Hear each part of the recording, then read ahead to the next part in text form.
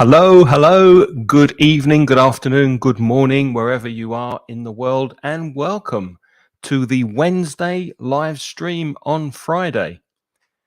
Yes, thank you for joining me. Today I'm here by myself. As you can see, Lynn is not with me. If you're a regular viewer of the live stream, you'll know that I sometimes do this with my good friend and ex-colleague Lynn, but she's really busy up to here this week with exams, so she cannot join me. I'm flying solo and I'm going to talk about exams. Now, if you're not preparing for an exam, don't worry. I think you'll get a lot from this live stream from a grammar and vocabulary perspective. We're going to play with languages. No, we're going to play with one language, and that's English, but we're going to play with words, with grammar, and we're going to do some puzzles to do part 4 of the Cambridge Use of English B2 exam. So even if you have a slightly higher level than B2, I think this will be useful because there may be some grammar that you've forgotten, and it's always good to revise and go back over grammar that you've learned before.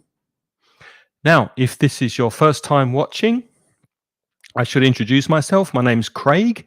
If you've never seen me before, I'm from the website mansioningles.com, where you can study online for free. We have courses, lots of material, listenings. We have newsletters that go out twice a month. And we also have a podcast that you can listen to, which is also free. And you can listen to that podcast over at inglespodcast.com or wherever you listen to your podcasts, also on Spotify. Now, I also teach conversation classes online using Zoom. And there are 2 levels of conversation at the moment, intermediate and advanced. So if you would like more fluency, if you're watching this, that's great. But I think you need to be a bit more proactive. I think you need to get out there and speak. So if you don't have the opportunity to speak where you are, please get in touch. You can see my email address crawling along the bottom of the screen there. Send me an email, and I will send you all the information about the conversation courses that will improve your speaking and give you more confidence with your English. So, if you're watching for the first time live, and even if you've come back from watching previously, please say hi, write your name in the chat, give a wave, say hello. Let me know who is there watching. I can see 6 people have joined live, but no comments so far. So make sure you say hello. Tell me where you're from, where you're watching from, which country, which city. And while you're doing that, we'll have a look at the Cambridge B2 Reading and Use of English exam part 4. Which is possibly the one that students hate most, which is why I chose to do part 4 now and not part 1. Hello, Tot. Thank you for saying hello. Where are you from? Tell me which country you're watching from on YouTube. And Maritza, hi, from Peru. Thank you for being here. And if you're watching the replay, that's really good. I hope you enjoy this live stream and get some value from it. Now, let's get to it. The keyword transformations, sometimes called sentence transformations, part 4 of the Reading and Use of English exam that Cambridge offer as the upper intermediate B2 level exam. Probably the minimum exam you need if you're applying for a job, if you want to work for a company, study abroad. It's good to have the B2 level. That's probably where companies look for as a base of a good level of English. But the exam's not very easy, especially the Reading and Use of English. As you can see from the slide, there are 7 parts to the Reading and Use of English, and you only have 1 hour and 15 minutes to do it. So timing is really important. Today we're focusing on part 4, keyword transformations. And just to give you an idea of what that looks like, this is the kind of thing you will get in the exam. You get 6 questions, and it's different from the first 3 parts of the use of English because in part 4, in this part, there are 2 possible marks for each question. Whereas in part 1, 2, and 3, you only get 1 mark for each question. And it's also possible to make a mistake and get 1 mark. I'll explain that more later. So don't worry about being, obviously, you want to get as many marks as possible, but don't worry about being super, super, super perfect because you can get close to the answer and still get 1 mark. So as you can see, there are 6 questions, 6 sentences that you have to transform and change, and 2 marks each. So a possible 12 marks in this part of the exam. So let's go to the instructions. This is what you have to do, and this is what you see in the exam. Complete the second sentence so that it has a similar meaning to the first sentence, using the word given. Now, it's in black, it's in bold, and it's very important. Do not change the word given. And as you can see from the example, which I'll read for you, Willie was the only one who didn't dance at the wedding. Then you can see the word that you cannot change, apart. Then you have another sentence. Everybody danced. Willie. Now that gap, that's where you write the missing words. And as you can see from the instructions on the slide, you must use between 2 and 5 words. If you write 6, it's wrong. It's not correct. If you only write 1 apart, it's wrong. No marks. So you can write 2 words, 3 words, 4 words, or 5 words. Remember that. That's very important. Continue reading. The gap can be filled by the words at the wedding apart from. So here's the example answer. You write at the wedding apart from. So the sentence becomes everybody danced at the wedding apart from Willie. Now, if you write apart from, you get 1 mark. And the sentence is correct. Everybody danced apart from Willie. But there's some information in the first sentence at the wedding that is not, that you need in the second sentence. So including that information at the wedding gets you 1 extra mark. You must write the missing words in capital letters on your answer sheet. So basically, that's what you have to do in part 4 of the use of English. Let's look at another example. Now, I think it's a good idea to ask yourself, what's the question testing? What are they looking for here? Why are they asking me this? Because these questions are testing something.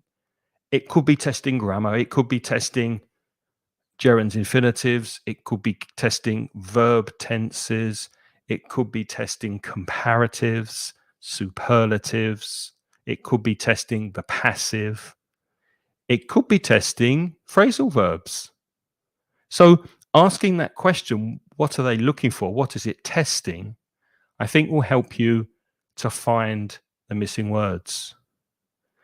And always keep the second sentence as close as possible in meaning as the first sentence. Okay? Do you remember how many words you have to write?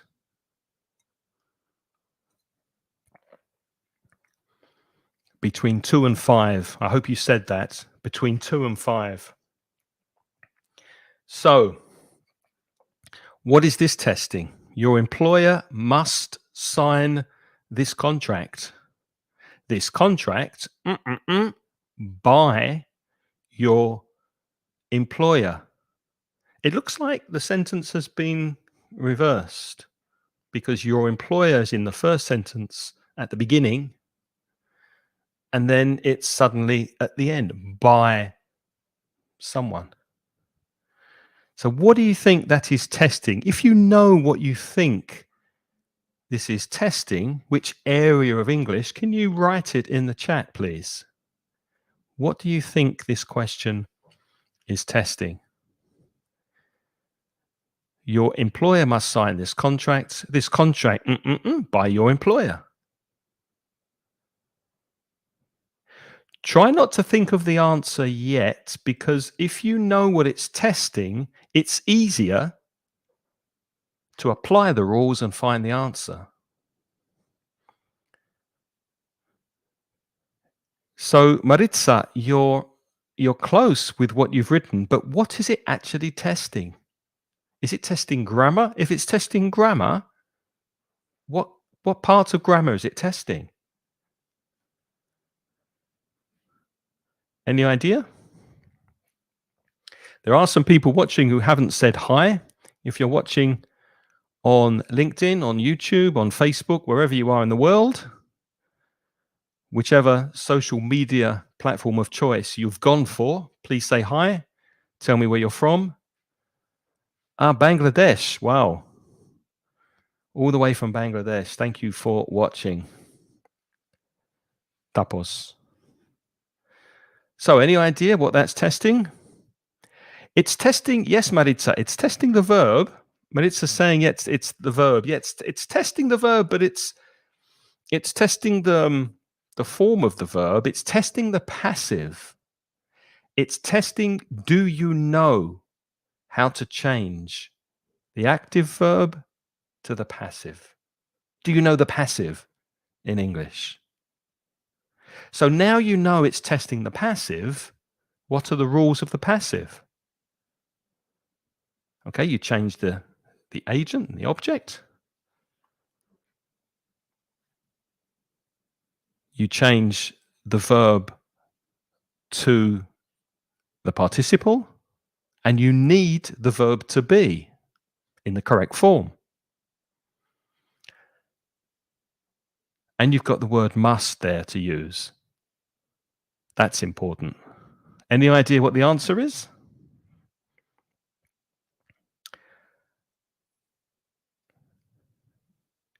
So there, Maritza, you've changed the tense to the past, but it's not testing tenses. Well, it's testing the passive, but it's not. You don't need to change the time, the tense of the verb to the past. Here's the answer. Must be signed, which is the passive. This contract must be signed by your employer. So asking that question, what is it testing, I think will help you find the answer. And Tapos, you don't need to change the verb. The important thing to remember is not to change too much in the second sentence. Try and keep the meaning of the second sentence as close as possible to the first sentence. Only change the things you have to, the things you must change. Keep the meaning as close as possible. And if you know what it's testing, I think that's easier. Let's try another one. Again, what is the question testing? So don't think about the answer, forget the answer, just think, what is this question testing? How long have you been learning to drive? The word you cannot change is did, but you must use did. When to drive? What is it testing? Is it testing the passive? Is it testing a phrasal verb? Is it testing gerunds infinitives?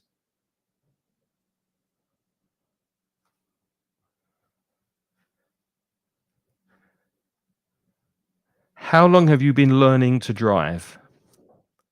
Maritza, you say you can read the letters in white, but you cannot read the red? Is that what you're saying? The red is not clear? I cannot make this any bigger. That is the biggest I can make this slide.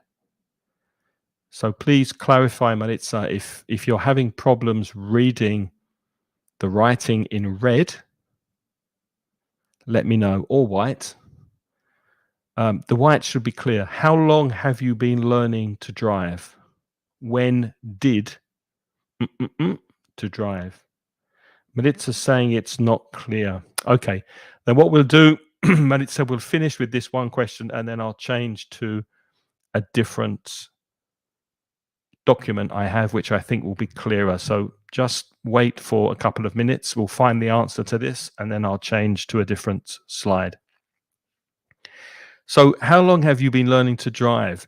It's testing tenses. How long have you been learning? That's present perfect continuous. Did is past simple. Okay, so it's testing. Can you change the verb tense from present perfect to past simple and keep the meaning the same? Well, can you? Do you know the answer? How long have you been learning to drive? When did? What is the past simple? Now you have the verb. The verb is in the first sentence. Learn, to learn, learning. So just put the question in the past simple with the verb to learn.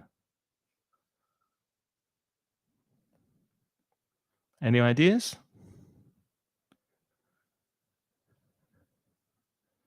Okay, I'll tell you. When did you start learning to drive? That's the past simple question. When did you start learning to drive? Okay. So that's basically how you do these sentence transformations or keyword transformations. Let me change to another document, which I hope will be clearer. Maritza, is this clearer? Can you see that? The example is exactly the same as before. Everyone danced at the wedding apart from Willie. And then we've got two questions below. So, question number one, I don't object to you using my name. And then you have objection. You must use the word objection, but you cannot change it. And then you've got you using my name. How many words can you write in that gap? Do you remember? It says in the instructions from 2 to 5. So 2 words, 3 words, 4 words, or 5 words. So if you think you know the answer to number 1, write the answer in the chat. You can just write the words that are missing, the 2, 3, 4, or 5 words that are missing, and also think what it's testing.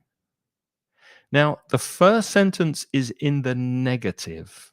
That's important. I don't object to you using my name. So also the second sentence must be negative. Okay? We need to get the second sentence as close as possible to the meaning of the first sentence. Well done, Tapos. It's between 2 and 5 words. Excellent. Well done. So what do you think? We're using the noun objection. In the first sentence, we're using the verb to object. In the second sentence, we need to use the noun. So which verb collocates or goes together with the noun objection? If you know the answer, write it in the chat. You using my name. and it must not be more than 5 words. So we're looking for a similar sentence. Okay, Maritza, don't worry. I'll be back probably next week, I hope. I don't know which day, but thank you for joining. You should get back to work, I think, if your boss is telling you to get back to work. I think you probably should if you're writing a letter. So those of you watching, what do you think? Number one, if you have an answer, try it. Have a guess. Doesn't cost anything. You don't have to pay any money. Have a guess. Write something in the chat. See if you can find the answer. Think of it as a puzzle. You're solving a puzzle. You've got the verb to object, but now you need to use the noun. You must use the noun objection. Now, which verb goes together with objection? To do an objection? No. Which verb goes together with objection to make that sentence correct?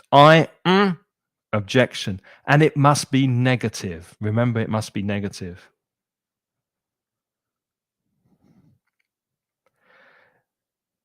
That's a good try, Tapos, but you have not used the word objection. So I don't mind if objection you doesn't make sense, doesn't work, does it? You must use the word they give you. You must use objection. So I'll give you a few more seconds. And while you're thinking, down the bottom here is my email address. If you are thinking of improving your conversational English, send me an email. I'll give you details of the English Conversation Mastermind course. We're starting another one next month in August. I'm recording this in July 2023. So if you want to improve your fluency during the summer, send me an email. I'll send you all the details. So let's look at the answer. I'm going to put the answer in the chat for you.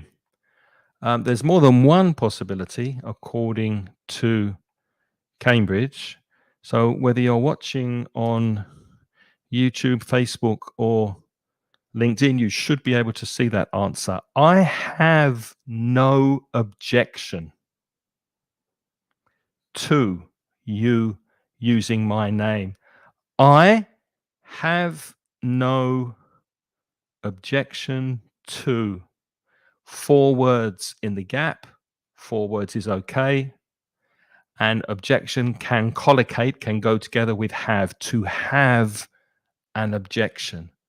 But the negative is to have no objection. Make is also possible. I make no objection. Or you can put have in the negative with not. I have not any objection. I haven't any objection to you using my name.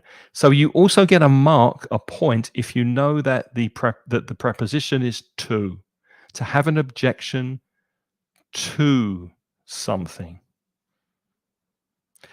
Now can you see why students hate this exercise, this part of the exam? It's horrible. But if you like puzzles and if you like playing and manipulating grammar, then I think that is your way to getting good at this part of the exam and scoring high marks. Let's look at number 2. We've got some speech marks here, so it's obviously direct speech. I'll see you Saturday night, Samantha, said Ron. Now, we've got the word told. We cannot change told. And then the second sentence, Ron, see her Saturday night. So what do you think that's testing? I'll give you a clue.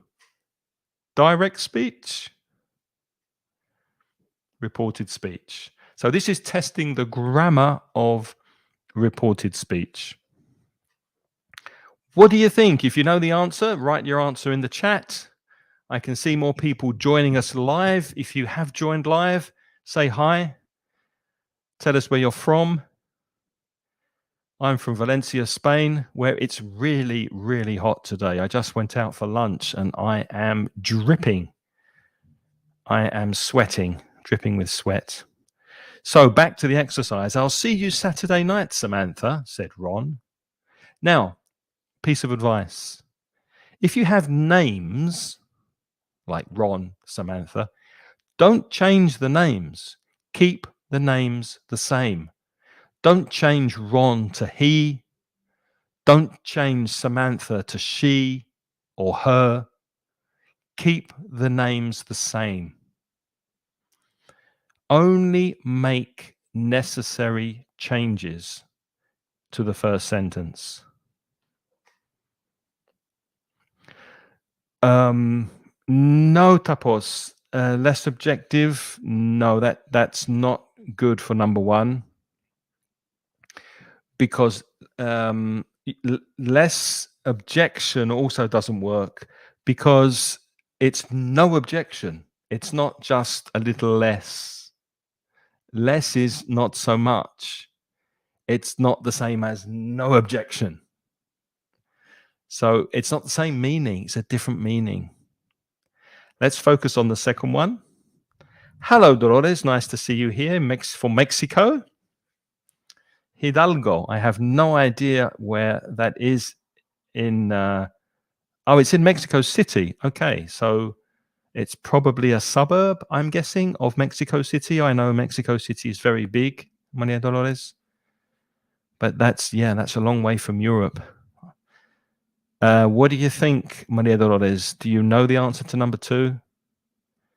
I'll see you Saturday night, Samantha, said Ron. Ron, what? Now remember, you get 2 marks for each of these. So you can make a mistake and still get 1 mark. Who did Ron tell? Oh, it's 1 hour from Mexico. Thank you. Yeah.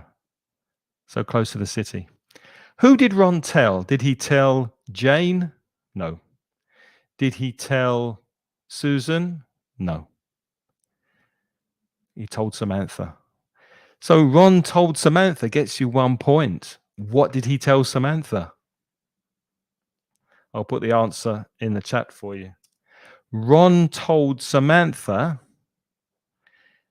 he would see her Saturday night. Why? I hear you ask. That's a good question. Why? Well, look at the first sentence. I'll see you Saturday night. What is I'll? It's a contraction, isn't it? I'll. I will. I will. I'll. What's the rule for reported speech? When you change direct speech to reported speech, you go back 1 tense. I see, I saw. I tell, I told. I walk, I walked. I have walked, I had walked. I am walking, I was walking. You always go back once when you're reporting speech. What's the past of will? Would. So Ron told Samantha that he would see her Saturday night, or Ron told Samantha he would see her Saturday night. That is optional. It's not necessary. Okay? If you have both of those, 2 points. Are you getting the idea? Are you following with me? Okay, let's do the other 4. As I mentioned at the beginning, you get 6 questions in the exam, 12 possible marks. And I would probably give this part of the exam maybe 5, 6 minutes because remember there's reading in this part. The reading texts are very long. You need to save time for the reading. So you don't have much time to think about this. You have to do it quite quickly, which is why timing is really important. Let's continue. Number 3. Have a look. I'm sure you were exhausted after working all weekend. The given word is been. You exhausted after working all weekend. What's that testing? What is that testing?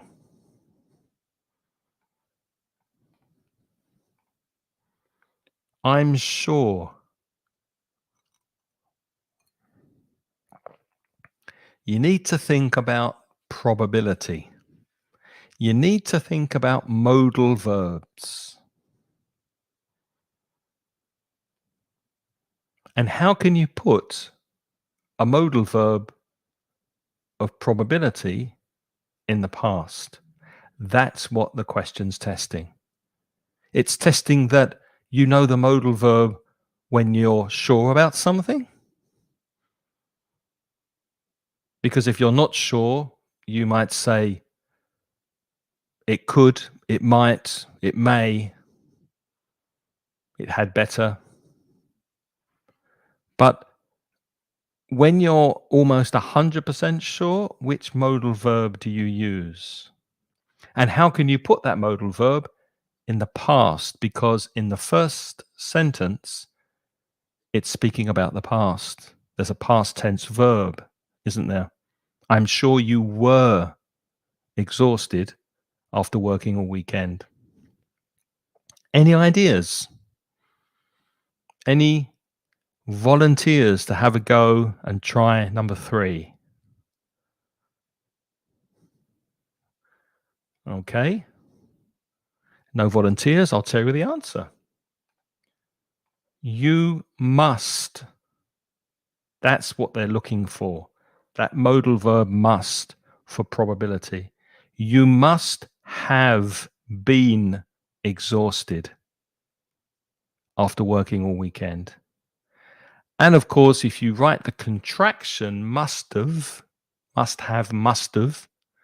then you also get the 2 points. You must have been exhausted. Poor, you must have been exhausted after working all weekend. Okay, so do you know your modal verbs? Must can be used for obligation. You must have a driving license to drive in Europe. I must get some milk. We've run out of milk. That's the internal obligation. I feel I must do it. I must buy a new seat for the car, actually. I must buy a new seat for the car. I must. Must have been. You are getting confused. Yeah, it is confusing. I know. But to put any modal verb in the past, use have, should have, could have, might have, must have. Okay? And it can be contracted. You must have been exhausted after working all weekend. You should have been exhausted. Yeah. Okay. Let's look at number 4. Moving on. Lisa was too excited to sleep. And you've got the word so. Lisa was not sleep. Lisa was too excited to sleep. So there's a couple of things to notice here. If we're asking the question, what is this testing? Look at to, T-O-O, and so. Too excited. Also, look at not sleep. That's a negative. She was too excited to sleep.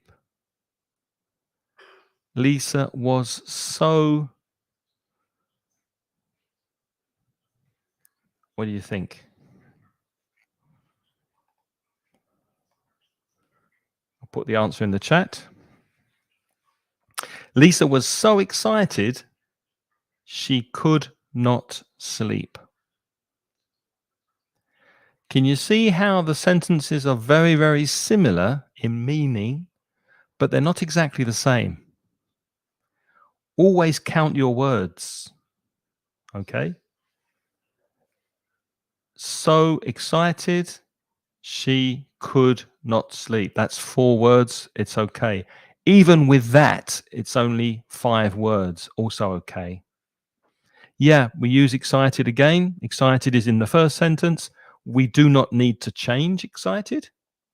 She was so excited that she could not sleep. Look at number 5.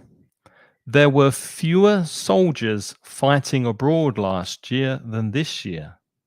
Fewer soldiers. And then we've got the word as. There were fighting abroad last year than this year. Okay. So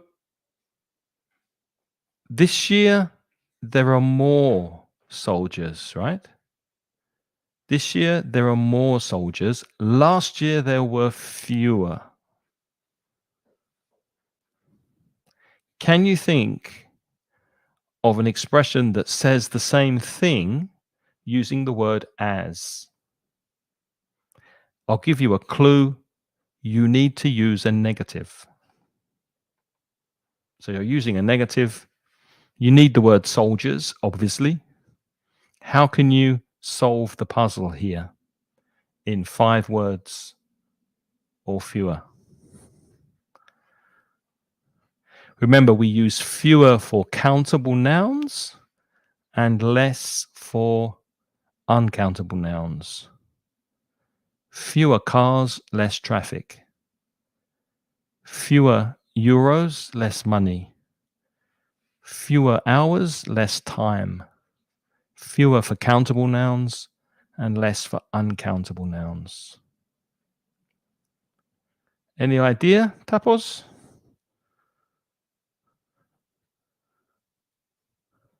How are you doing? Shall I give the answer? Okay. Oh, you've had a go, Tapos. As fewer. Let's have a look. Yep, you need a negative, though. We need to make the sentence negative. Here's the answer. There were not as many soldiers fighting abroad last year than this year. This year, there are more. Last year, there were not as many. So we're playing around with grammar, with meaning. We're trying to say the same thing with different words. That is the purpose of this exercise. And you just have to think about what the question is testing. Let's do the last one here, number 6. And then I think we'll call it a day for this week. Number 6, it's a good thing you phoned first, or we wouldn't have been at home.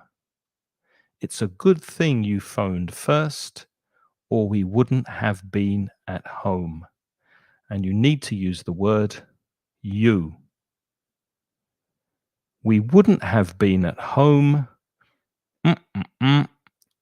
first. What is it testing?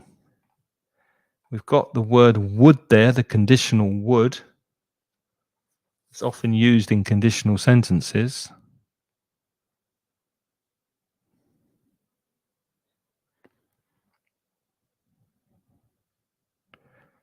So imagine you're going to visit someone And before you go, you think, oh, maybe we should phone, because if we don't phone, they might not be at home.